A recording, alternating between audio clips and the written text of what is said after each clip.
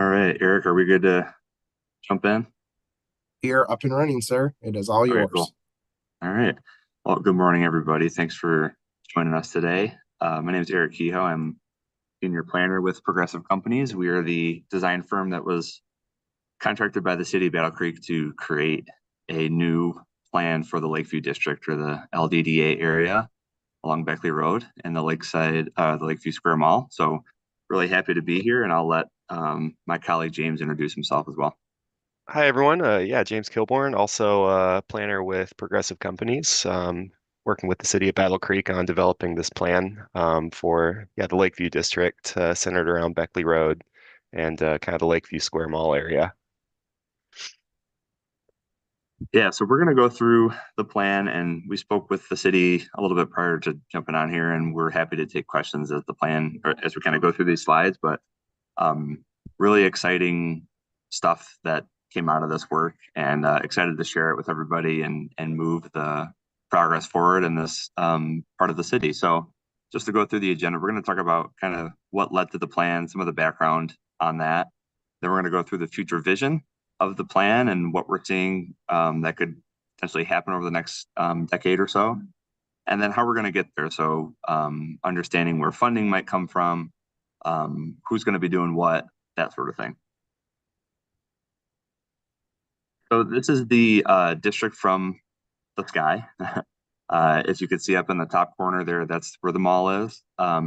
This is our study area. So the mall and everywhere along Beckley from basically Capitol to 66, and then all of the kind of health area, the health facilities, multifamily facilities, townhomes, that sort of thing. That's everything kind of south of Beckley, getting into Glen Cross Drive and those areas. It's also worth noting we did take a look at, as part of our study area, the northern part of Capitol, just on the north side of I-94, and we'll get into that a little bit more as we go through here.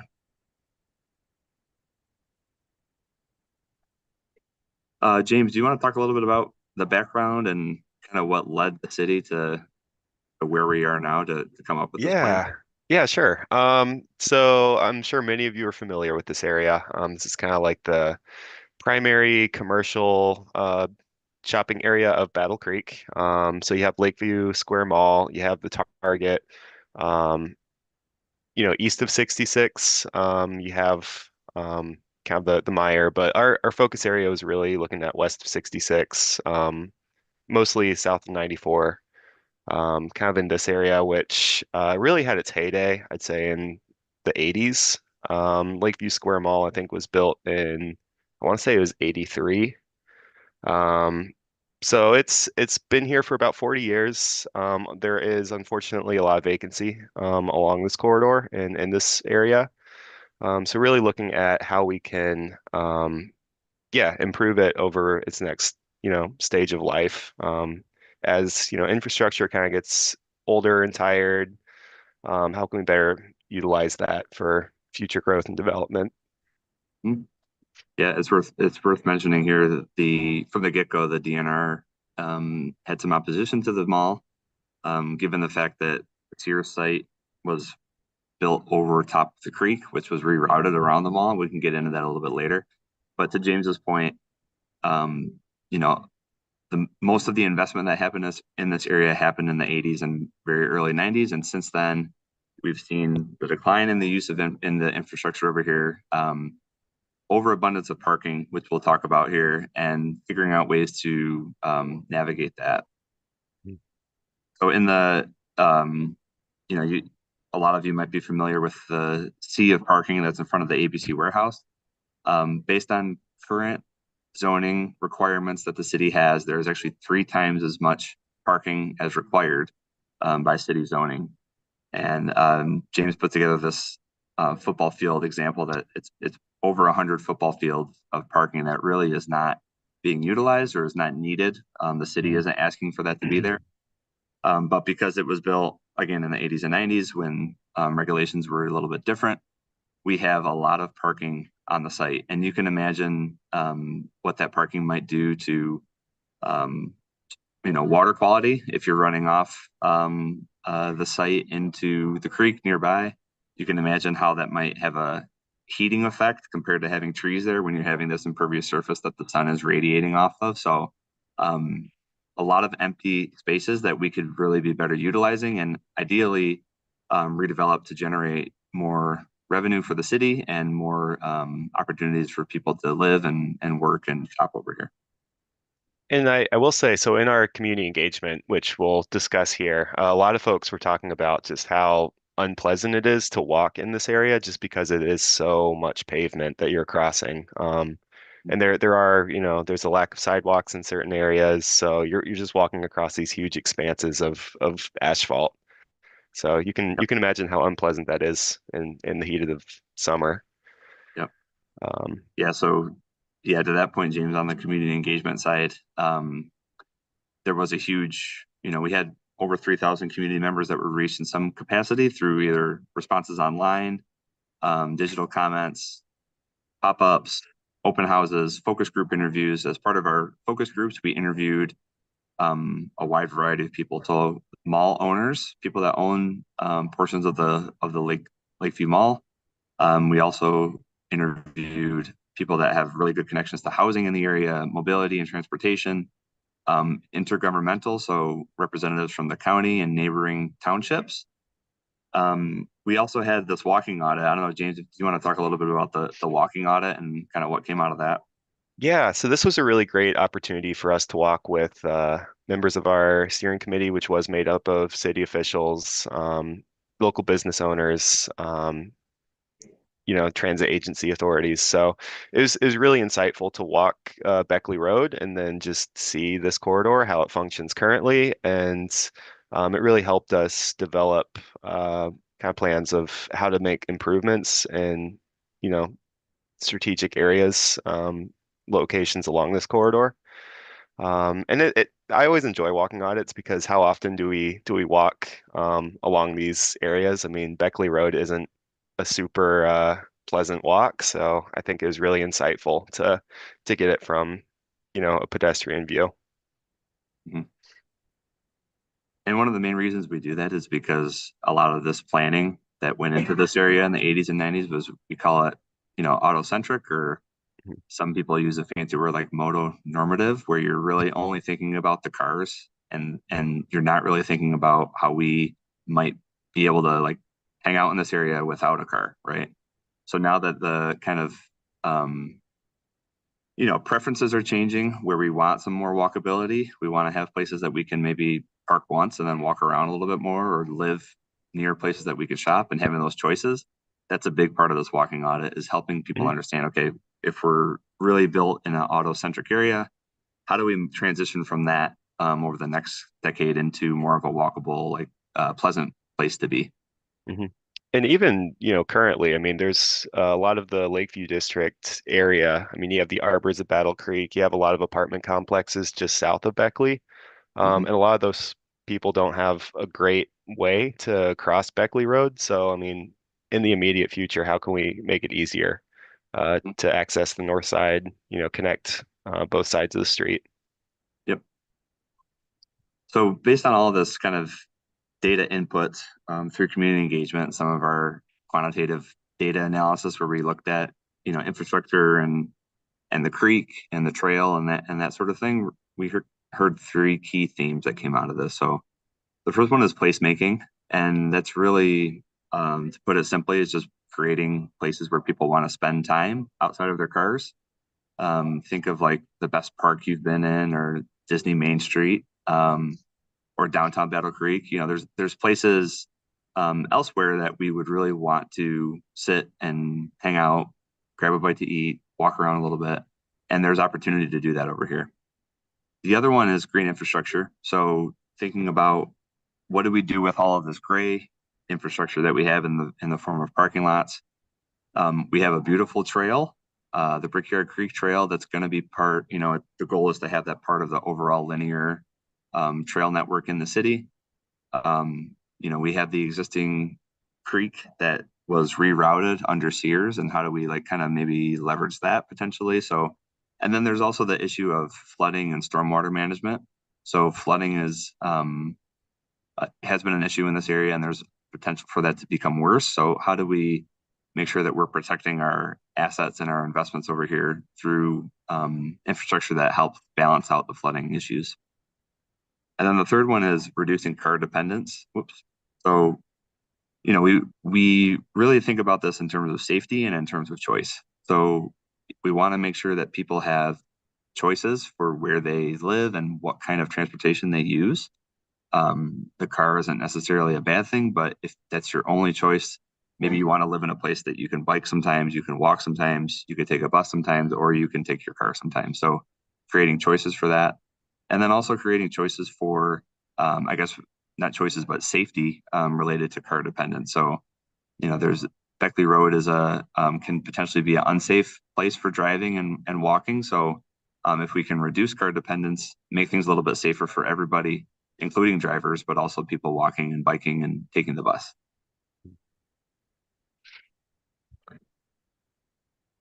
Eric, are there any questions from the comments before we go into the future vision? None at this time. You're good to continue. Okay.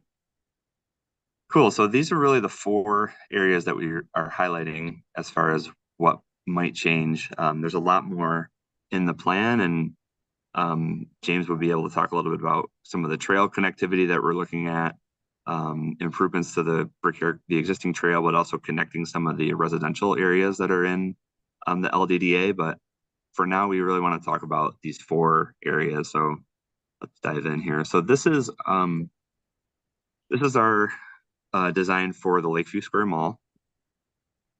And I think it's worth noting that this is currently owned. There's actually 5 different owners on the site. So there's a owner, that the developer, we would call it, that owns the mall itself, kind of the interior area. Then there's someone that owns the storage facility. There's an owner at Horrocks. There's an owner of the Sears, and then there's an owner at the outbuilding here where the dispensary is currently. So what we're showing here, I guess I would just caveat that by saying, keep that in mind that this is really the first inning in terms of redevelopment for the site. Obviously, the city doesn't own these, but the city wants to put forward a vision for the ownership and the rest of the community to see, like, what can we do next on this site. Obviously, there's been some challenges with vacancy in the mall, so figuring out ways to leverage the site and make it even more attractive for reinvestment, getting more people there is a big aspect of this. So what we're showing, if you look at the red dotted line, that is actually the existing mall site that we would propose getting a partial demolition of, where we would relocate the cinema to the front. The big move here would be daylighting the creek. So you could see where the creek initially flowed. It's now covered by the Sears, but we would suggest letting that, bringing it back to its original area to flow, and then creating a park around that where you can access from Riverside or from the mall or from this potential housing development on the north side of the mall. And I will say, so daylighting is just, returning the creek to its original state as close as possible. So, a local example is in Kalamazoo, Arcadia Creek. And it just creates a nice, green space, hopefully park space that people can enjoy instead of just the Sears parking lot there. Yeah, that's a great point. Yeah, the goal of that is really designing with nature, like playing off of what's already trying to happen, and the fact that water is trying to get into this creek and flow this way. I think for flooding purposes and for that sort of thing, it's helpful to use that as an advantage and try to design around that rather than trying to move it to a certain will, depending on what we're looking to do. So yeah, but the other thing to note here on the left, you can see potential housing. So based on the, if we partially demolish the mall, there's room for a potential hotel or multifamily housing. You can have a nice little pedestrian plaza here, access to the mall. Between the potential park and the amenities that could be at the mall, it's a really good site for housing. It actually fit really well on the site. So this was based on some feedback we got from the developers, the current mall ownership and the city. Obviously, there's a demand for housing, so thinking about ways that we could fit that on the site, use some of the existing retail that's already there, like the Buffalo Wild Wings, Barnes and Noble. There is some good retail there, the Horrocks, and then figuring out a way to merge all that together and create more of a neighborhood on the site. And I think the intent behind that is, the more residents who are living close by these businesses, they're likely going to be, shopping at these businesses. They'll be dining at, Applebee's or B-Dubs or, whatever future restaurants go in. So I Mhm. think the intent is, I think it'll, bolster the whole site. Yep.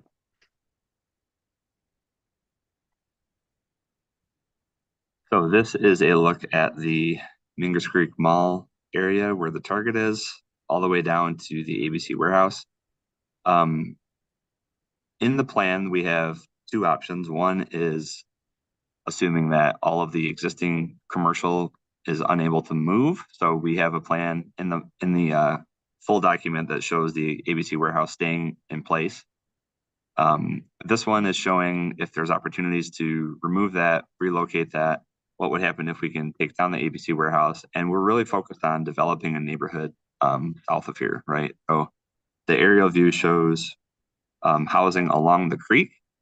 And then in the back here, further south, there's starter homes, fourplexes, and then on the right with this white box, a potential neighborhood amenity, which we're thinking of as a daycare, community center, potential school, depending on what the needs are for the community. So this was really looking at how do we take all this vacant parking that isn't being used and connect this area to the rest of the community down south while also building a little neighborhood over here, really. So take a look at some of the other views. This is a view of the potential townhomes that would go in. So kind of behind us right now would actually be the creek. And these would have these townhomes along the curve would have views of the creek and have access to the trail there. But then over here, just really a neighborhood where you're adding some townhomes, some quads, and some starter homes to have more housing options, right? More of a ability to get around the area and live nearby here. So yeah, this is kind of the proposed option for the mall site or the Mingus Creek Mall site.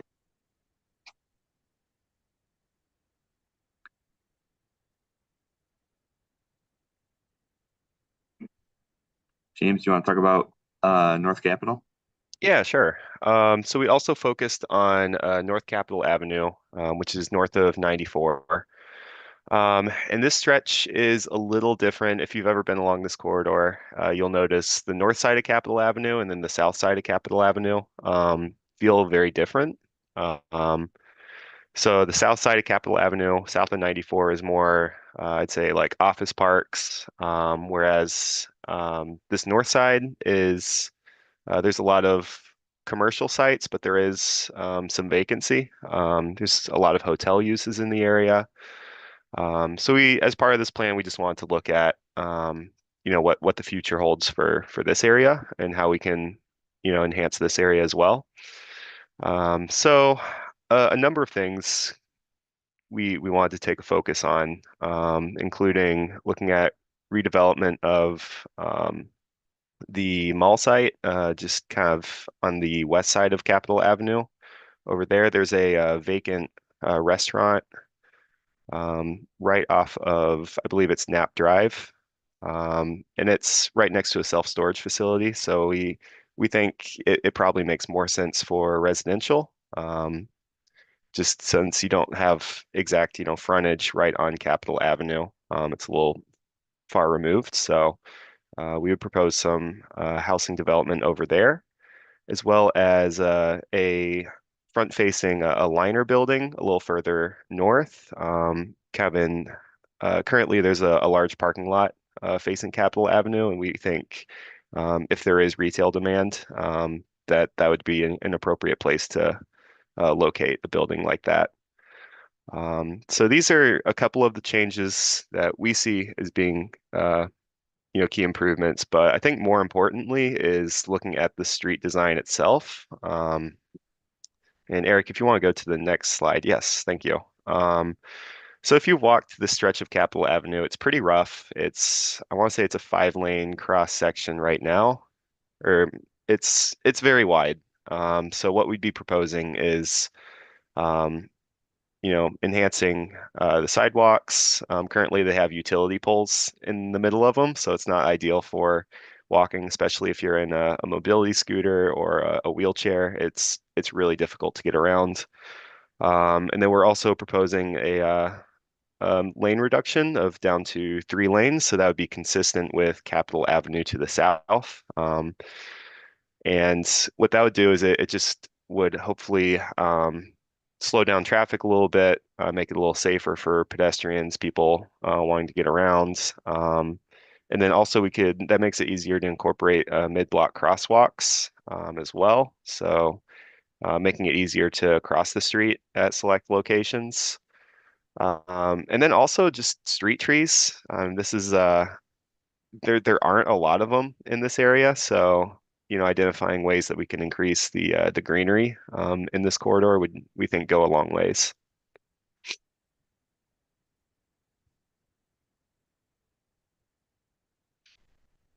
And Eric, if we want to talk about the Riverside Drive intersection, and this really ties into the overall trail network throughout the Lakeview District area. So of course we have the linear trail, the Brickyard Creek Trail running through the area, and it kind of terminates close to, if you know where the Taco Bell is. There's kind of a boardwalk trail, and then it just kind of peters out right here at Riverside Drive. So we really identified this as a key crossing opportunity of how we can connect the trail, across Beckley Road and then into the mall site. So we really see that as being an important connection. So we would want to improve that, the crossing infrastructure there. But also, so the Beckley Road bus route is the highest traveled one in the Battle Creek system. So we also want to improve amenities for folks who are waiting on the bus in this area. So we saw that as an opportunity to locate all of this in one location right here. Yeah, a lot of the feedback we got was that many people aren't even familiar with the trail that runs from the Taco Bell down along the creek. And when we first started this project, we really found that as like one of the key assets of this area. So, trail-oriented development is a big thing where we're looking at how do we use trails to increase, investment in a community, and using this trail along the creek, but also making sure that it's well connected. So, the best trails are ones that really don't end. They're just connected to everything else, and they get you where you need to go. So we saw this spot as a really key way to extend the trail. You can cross here, go up the Riverside, and then you're potentially visiting the Daylit Creek, ideally, or just continuing up Riverside to get closer to downtown. So, and then to James's point on the bus stop, the Capitol Avenue route, it comes down Capitol Avenue and then circles the area, stops at the mall currently. There just isn't a lot of bus infrastructure, so it can be difficult for people with mobility challenges. Like if the physical therapy office is a great example where there's a bus stop at the PT office, but it's grassy when you get off. So just being able to get to the physical therapy, but having a tough time making it from the bus to the health facility is a challenge. So thinking about ways that we can improve that down here in this area.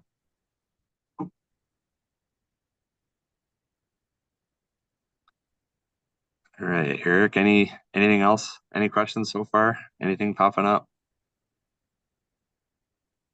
We have a few questions right now.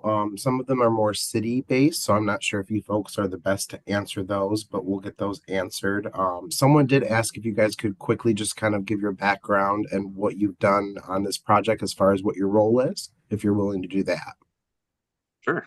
We had some late Yeah, joiners, I think. Thank you both. yeah, absolutely. Yep. So, my name is Eric Kehoe. So I was the project manager on this project, and my background and my expertise is really on redevelopment. So thinking about ways that we can not only design really beautiful places to live and work and shop and play, but also how do we actually make those implementable and get money together to make that happen. So that's a really big part of this project is thinking about not only the design side of things and what can fit on the sites, but what can the city do and what can potentially private developers do to move some of these ideas forward. So um, that was really my role in this project manager role, overseeing the project, writing up portions of the plan, and yeah, moving it forward. And hi, everyone. James Kilborn, also planner with Progressive Companies. I was tasked with a lot of the analysis, so demographic analysis, traffic counts, you know, existing land uses, a lot of kind of the more data and nitty-gritty details of what's existing in the area, and then how that informs what's in this plan. So a lot of the maps as well as the community engagement. I was very involved in all of that. So Sorry, Eric, was there another question? I think we're good at this point if you want to continue on, but I'll jump back in if we get any. All right, sounds good. So I think a question on everybody's mind is how do we get there? We have these designs really worked on what was a mix of visionary but also feasible and realistic on the sites. But then there's a question of moving things forward. What actually happens now to get like a shovel in the ground to either daylight the creek or build housing on the target site? And those are really good questions to have because, like I said at the beginning, we're really in the first inning. Um, and especially when the city doesn't have a lot of public control over some of the sites, it can be a longer process. But there are definitely ways to get there, and we can walk through these a little bit. So, one of the key funding mechanisms will be the LDDA. So this area is in a DDA, which is a downtown development authority. Um, when those are created, basically what happens is the initial funding in the year it was created, the tax revenue, all that funding continues to go to the city and the county and the community college and that sort of thing. Every year after that the DDA is established, that funding goes into the DDA, and the DDA can use that money to create improvements. One of the big things that a DDA can do is use bonding, so create bond revenue or generate bond revenue, issue bonds to against that revenue that they're getting from the tax capture to fund some of these bigger improvements. So when we're thinking about road changes, um, acquiring property, daylighting a creek, that sort of thing, that's something that the DDA funding can help pay for. So this is a big implementation strategy. Is really currently the DDA really doesn't it doesn't really use some of the funding that it has to pay for some of the improvements down here. Right now, it's really just kind of standby. And with this plan in place, what we're proposing is that the DDA start to kind of reinvigorate itself and use its funding to leverage some of these development options that we helped identify.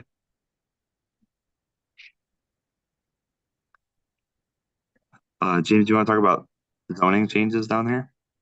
yeah, sure. So currently this is the existing zoning map for the area. As you can see, a lot of it is zoned for commercial, and then the kind of the dark orange, we'll call it, kind of closer to Glen Cross Drive. That's multifamily residential. So you can see it's very segmented. Like we have a place for commercial and we have a place for residential, and those two should not overlap. While in the plan, we're proposing, hey, it's fine if residential is close to commercial. In fact, it's really desirable, so people can walk to shopping, to dining. Um, so with that said, we are looking at some of those zoning changes, how we can make that a little more flexible. So you can have some of that mixed use retail housing component. So we can, yeah, really realize the concepts in this plan.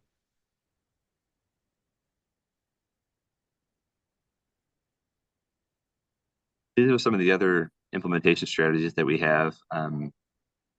You know, development incentive materials is one thing that we could talk about. So it's really city staff and the DDA putting together an incentive sheet that explains what incentives that a developer might have in order to redevelop the site within the DDA. I'll be honest, one of the challenges of redevelopment is that it can oftentimes be more expensive or more time consuming than finding a site that is what we would call a greenfield. So a site that hasn't had any development on it prior and just building something there, running infrastructure, building something there. Sometimes cities can be, to be honest, at a disadvantage compared to some of the greenfield townships that are outside elsewhere within the city. So thinking about ways that we can really redevelop or just draw more investment to this area. One of those things would be just having a city staff incentive sheet that just explains, here's what the city is looking to do. Based on this plan, here are some of the incentives that we have available to do that. Similarly, this would be a re-inhabitation project, we would call it. So there's some really good examples down here where you would do some sort of like a pop-up park, just like a quick, fun little mural exercise on top of vacant surface parking. So thinking about ways to just start that positive momentum in the DDA where you're getting more people to be spending time outside of their cars, finding some places to congregate, eat lunch outside, that sort of thing, and just start to build some momentum and test things out that are very low cost, but can give really good feedback on what sorts of long-term improvements we might want to see in the area.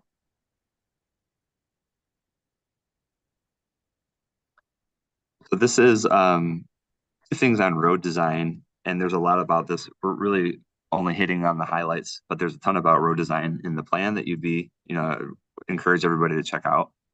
What we're really showing is a tactical road design. So on the bottom here, I think the bottom is Capitol. Mhm. So this is kind of on the left is the existing conditions and North Capitol, and the right is what we would say it takes it from 5 lanes to 3 lanes. To James's point, he conducted, traffic volume counts and looked at average annual daily traffic and determined that we looked at these on a lot of these roads are overbuilt. So they are built for quite a few more cars than they actually carry. One of the biggest examples is Glen Cross. So if you ever want to see a road that's overbuilt, spend an hour sitting on Glen Cross and just counting cars. That was built for, there's 4 lanes, and that Glen Cross is built for probably 15,000 cars travel down in the day. And there's maybe about 500 that travel down in the day. So that's a really good opportunity for us. We see that as an option to, why don't we just turn that down to 2 lanes and use the rest for people to walk and bike and get outside a little bit more, and also connect them from one part of this area to the other part in the city, because there really isn't a ton of easy places for people to walk. A lot of places in this area do not have sidewalks. So just thinking about ways that we can, for the last 40 years, we thought about how do we get the car everywhere in this area. Now for the next 40, let's think about how we get people walking and people biking everywhere in this area and retrofit for that. But there's also, there's funding from, this is really just a way to use, it's not really taking existing money from other places. It's really creating a vision for how do we direct our existing funds to improvements in this area. So this would be through BCATS, which is a regional authority that oversees funding, as well as city staff that could potentially redirect city improvements to this area.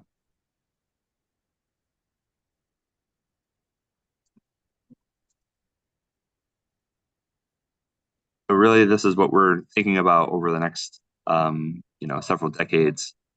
We're envisioning that all these strategies together, if we're thinking about you know, reactivating surface parking, connecting everybody with sidewalks and trails, um, providing some road diets, and then also enhancing green infrastructure and reducing flooding risk.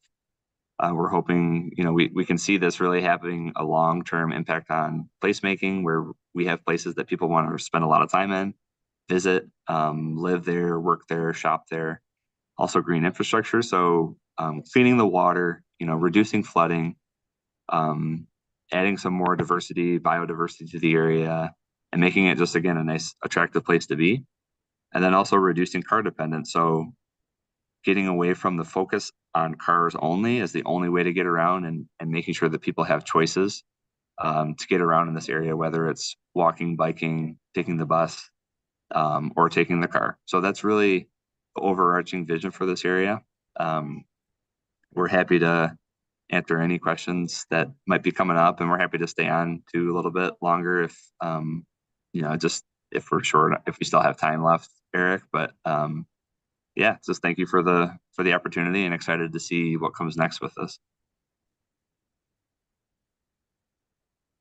Thank you both. We currently don't have anyone on Zoom waiting, but we do have a couple folks on YouTube, so we can maybe give them a chance to digest all that information. If they've got questions, I'll gladly share them. All right, sounds Great, good. thanks.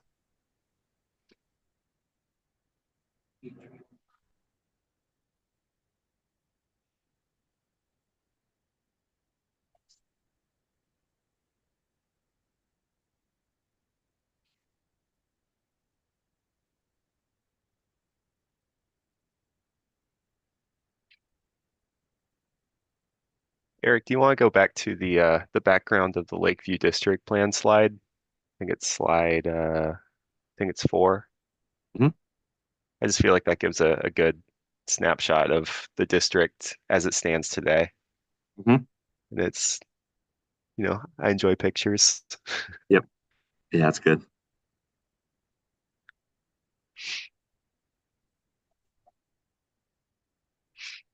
We do have one neighbor.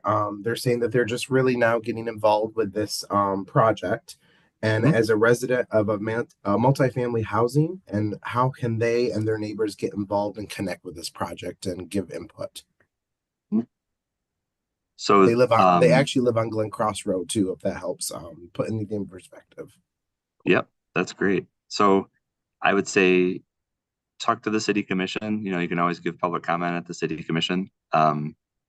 The This plan is wrapping up, but it's really, like I said, the kind of the start of what's going to happen as far as implementation. So, for example, if the city is looking at doing a road diet on Glen Cross, where they say, okay, 2 of these lanes are going to be able to be used for biking and walking, that'd be something that the DDA, which is the DDA is part of the city. So that would be something that would definitely want the city and the DDA would want to promote and advertise and get your feedback on as a resident over there.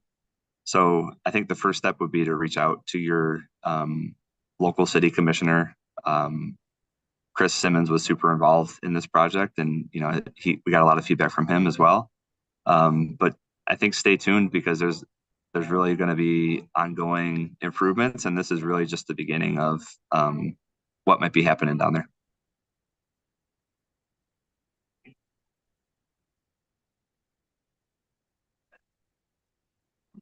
Eric, did you have, if there's any comments on Facebook or from the event or anything else that we could answer while we're here? Yeah, I know let some me others. take a look just 1 second. Yeah.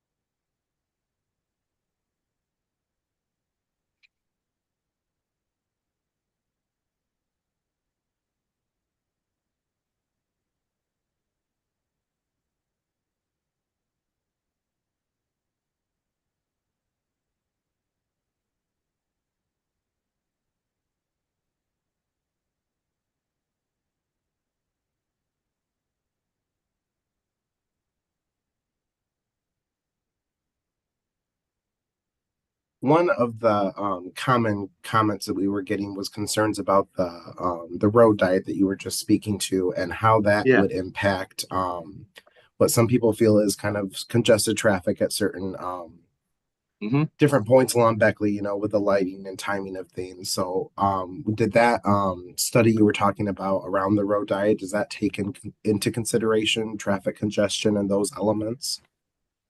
That's a great, yeah, let's talk about that. It's a really good one. Um, I'm going to share my screen again because I actually just opened up the full plan, and we could talk a little bit about road redesign and what kind of goes into decision making around that, because I think that's always a fair concern.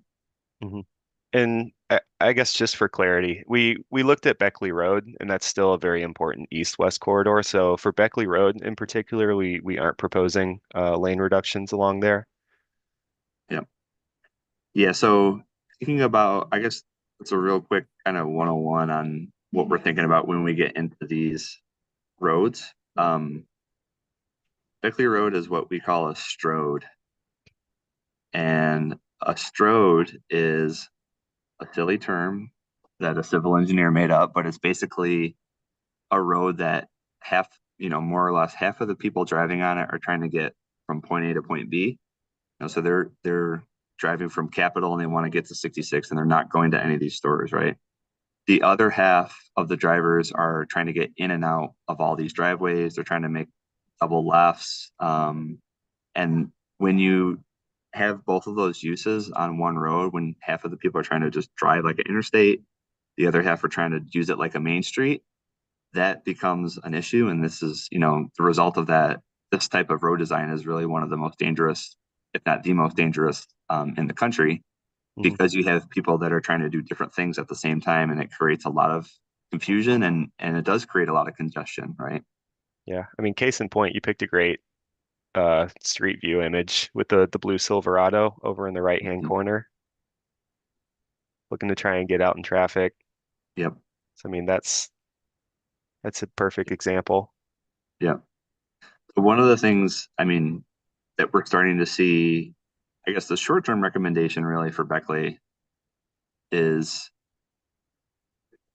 the only real change we would be looking at is to have strategic locations to do median along Beckley. And the reason for that is to prevent that double left that people often make, and to make it just more safe for people driving, right? So um, there's been over 500 crashes on this road in the last 5 years. And one of them had a pedestrian was hit while crossing the street. And in our view, that's 500 too many. We don't want that to happen at all, right? The scope of our study really wasn't to look at signal timing and how it lines up with Beckley Road in Battle Creek. Because the other thing to keep in mind, this is another kind of learning lesson or a confusing part about roads. Um, this section from Capitol to Beckley is managed by the city. M66, this north-south area is managed by MDOT. And then this eastern portion, where the Meyer and that sort of thing is, TJ Maxx, that's actually managed by the county. So when you have three different entities trying to coordinate right here, it can prevent a really big challenge. So that's just something to keep in mind in the future, or just as some of the changes might happen over here. So long story short, for Beckley, we want this to really be more of a streamlined or a through route. So you're really trying to focus on getting people east to west.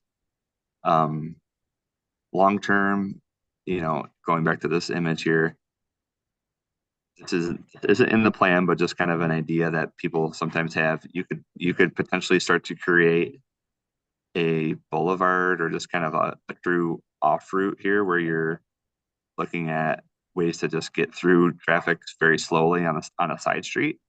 And it's already starting to become a thing right here. So that could be a future um, opportunity to make it a little more safer, is just to have a side street where people are traveling very slowly, and then the main street where people are really trying to get across, and not really get in and out of the businesses. Mhm. And the intent behind that is just to reduce the amount of people turning into traffic, getting out into the center turn lane. So yeah, it just improves safety through that. Yep. So Beckley really has the least, we propose very minimal changes other than like strategic medians at different places on the road. This is the Capitol Avenue cross section here. So going from 5 lanes to 3, and looking at the map here, that is just this area just north of I-94. Mhm. So we would want to see this come down to 3 lanes and use all of that extra right of way for pedestrians and people biking and taking the bus, that sort of thing. Mhm. I will say it was interesting in our last presentation we gave, someone mentioned that this 5 lane cross section of Capitol really only exists between 94 and then I think it's Rebecca Road Mhm. on the north side. So it really is kind of an anomaly along Yep. here because then you get south of Beckley and then it converts back to that 3 lane cross section. So Yeah. really it's just Good point. yeah, making that consistent all throughout. Yep. And then the other one that we really looked at was Glen Cross.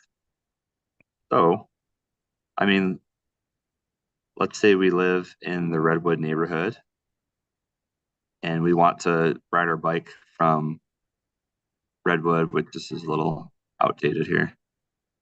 The Redwood's over here. And then we want to ride up or walk from Redwood up to Target. There's really nowhere for me to go.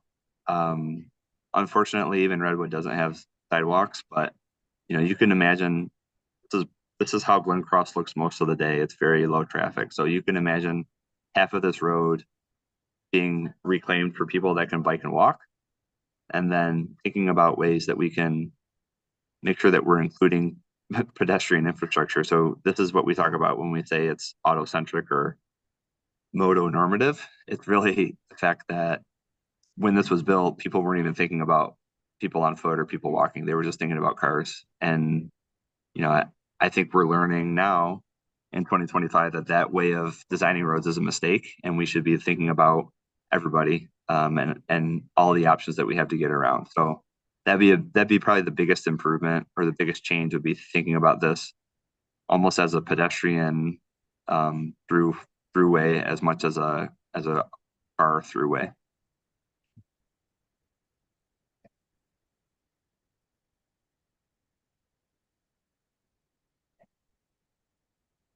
Thank you both.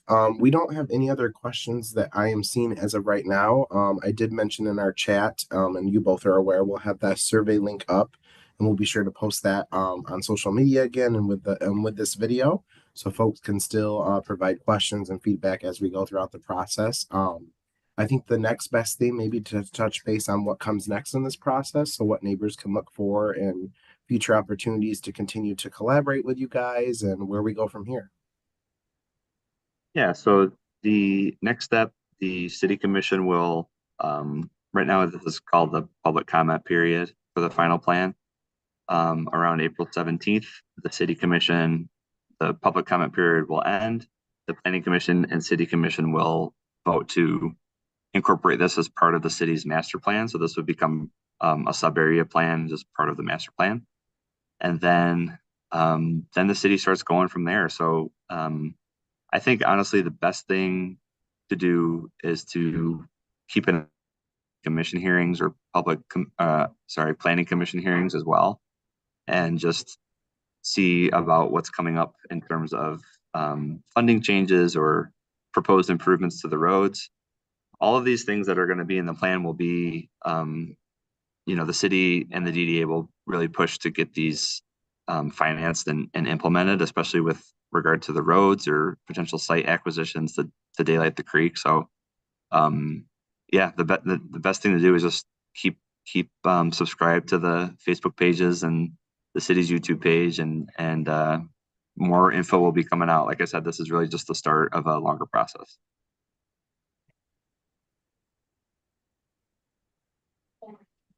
All right. Thank you both very much. I still have yet to see anything else pop up, so we're probably good to wrap up. And like I said, we'll have that survey link out for neighbors to continue to provide feedback in the meantime, and we'll be sure to share future engagement veins and updates as we go. Awesome.